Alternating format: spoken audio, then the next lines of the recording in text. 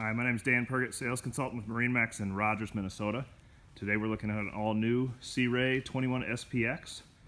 It's a 21-foot bow rider, powered by a 250 horsepower MerCruiser engine.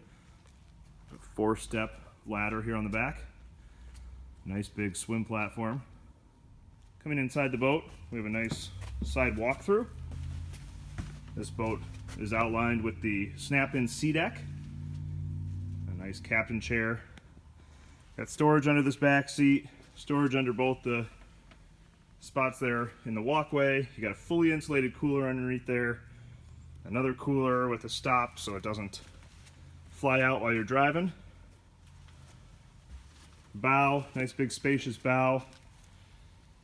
Comes with fusion, audio, and then everything you need here at the helm. Depth finder, speedometer, all the above. Again, my name is Dan Pergett, sales consultant with MarineMax in Rogers, Minnesota.